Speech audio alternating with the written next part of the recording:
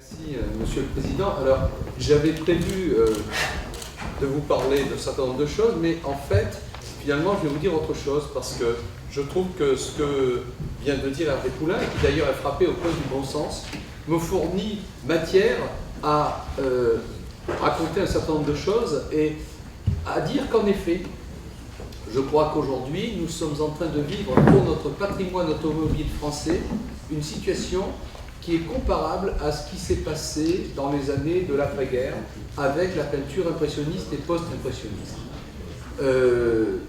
Si aujourd'hui vous vous rendez au musée d'Orsay et que vous cherchez à aller dans les salles post-impressionnistes, vous verrez que nous avons des collections très importantes, bien sûr, de tableaux de Redon, Gauguin, Émile Bernard.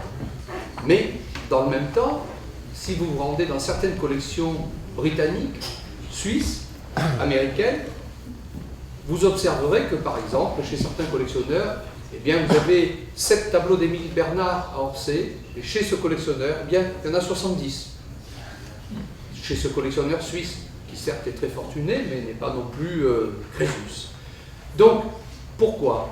Eh bien, parce que, d'une part, il y a ce qu'a dit Hervé Poulain, c'est-à-dire que on observe partout une corrélation entre la dynamique le dynamisme économique, les moyens financiers, l'art, le rôle des mécènes envers l'art contemporain, mais aussi envers l'art ancien qui représente le patrimoine du pays, et d'autre part aussi, parce que parfois, il faut bien le dire, il y a chez nous une forme de timidité, peut-être un manque de curiosité, et je crois que nous sommes un pays, alors les pouvoirs publics ne sont d'ailleurs pas les seuls responsables, mais nous sommes un pays qui a un problème avec son histoire automobile. Et Mathieu Flonneau, qui organise ce colloque, a beaucoup écrit là-dessus, et je crois que c'est vraiment un sujet sur lequel il y a bénéfice à s'interroger.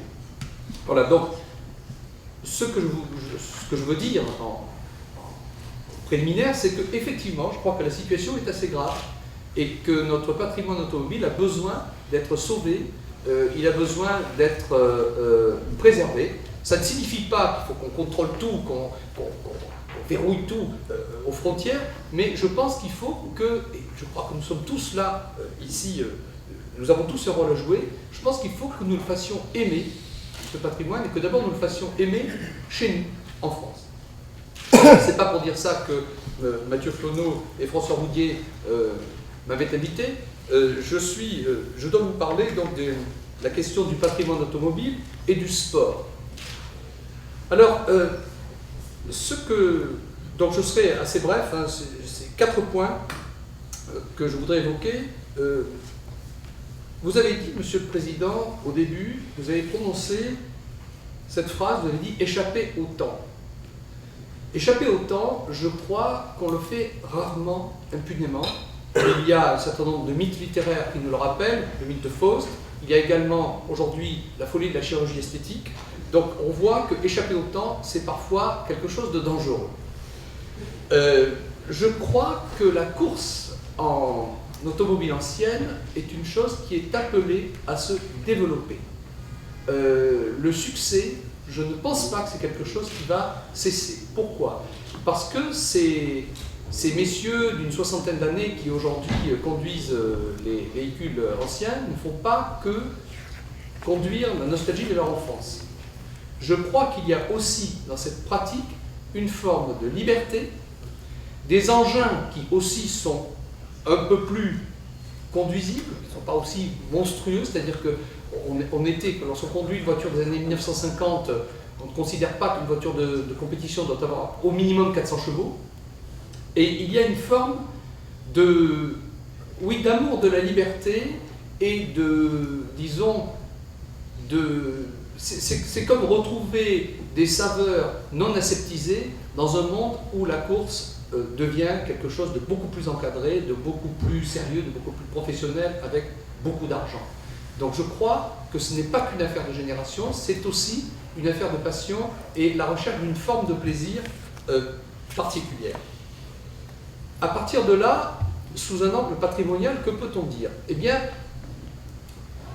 il y a là peut-être 2 écoles. personnellement, je ne suis pas de ceux qui pensent que ces voitures, lorsqu'elles sont très belles, très précieuses, ne devraient pas rouler. Je considère qu'au contraire, l'objet cinétique, la sculpture cinétique qu'est une automobile, gagne à être vue en mouvement, et que sa fonction est d'être en mouvement, et que par conséquent, lorsqu'on lui rend le mouvement, on lui rend sa nature véritable. Là, on est dans la théorie. Une fois qu'on a dit ça, commence la recherche de la quadrature du cercle. Pourquoi? Parce que, évidemment, des voitures très précieuses, très belles, on n'a pas envie qu'elles se cassent. Or, dans les courses de véhicules anciens, on en casse. On en casse même pas mal. On se tue, comme on l'a vu le mois dernier en Angleterre, lorsqu'une Mini Cooper rencontre une Ford Mustang, ce qui d'ailleurs à l'époque était relativement improbable, eh bien, c'est la Mini Cooper, voilà. Bon.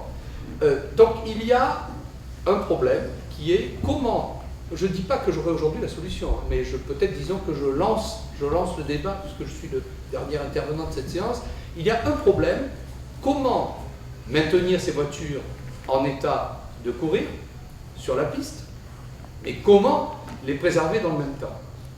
On peut me dire, il y a la restauration, bien sûr, mais on sait qu'un châssis, il faut restaurer, on est obligé de fabriquer des pièces neuves, enfin bon, tout le monde connaît ça très bien, Christian Huet qui est là connaît ça beaucoup mieux que moi et pourrait donner des éclairages à ce sujet.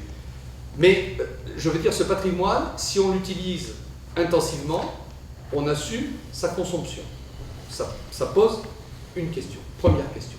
La deuxième question qui se pose, c'est celle de l'amélioration de ce patrimoine. C'est-à-dire que je reste avec l'exemple Mini Cooper, vous avez aujourd'hui des Mini Cooper qui montent à 235 à l'heure.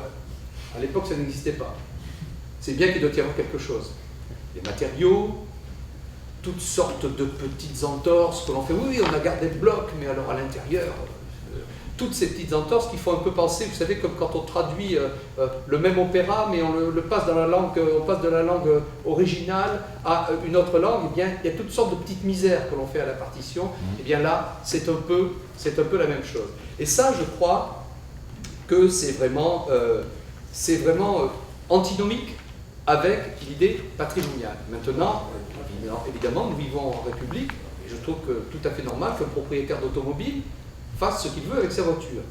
C'est peut-être à nous, qui sommes attachés à la notion de patrimoine, à la notion d'authenticité, à la notion d'intégrité, de faire comprendre que lorsqu'on est propriétaire d'une automobile ancienne, on est non seulement propriétaire d'une automobile, mais qu'on est propriétaire d'un morceau d'histoire, et que si l'on aime l'histoire, on se doit de transmettre l'histoire dans son intégrité. Ce pouvoir de l'histoire, il est énorme. Je constate que là encore, et je déplore, j'ai tendance à penser que les constructeurs étrangers lui donnent plus de place, et notamment avec leurs musées, que les constructeurs français. Tout à l'heure, je crois que c'est avec Guillaume, dans l'histoire du Mans, présenter le renouveau à partir des nouvelles victoires de Jaguar et Mercedes. On pourrait se dire pourquoi. Parce que je pense que les noms de Jaguar et de Mercedes avaient traversé presque un demi-siècle, parce que l'impact historique des victoires anciennes était si fort que dans la conscience collective, y compris de ceux qui ne s'intéressent pas à l'automobile, ces noms de Jaguar et Mercedes résonnaient encore. Et parce que l'on savait que Jaguar et Mercedes seraient présents au Mans, on allait voir courir Jaguar et Mercedes, alors même que ces voitures n'avaient plus aucun lien véritable de filiation avec celles qui avaient autrefois triomphé. Je crois que c'est ça qu'il faut méditer, c'est ce pouvoir de fascination de l'histoire sur la collectivité et l'intérêt qu'il y a à faire que cette histoire soit respectée dans son intégrité et que ces témoins de l'histoire demeurent intègres. Je vous remercie.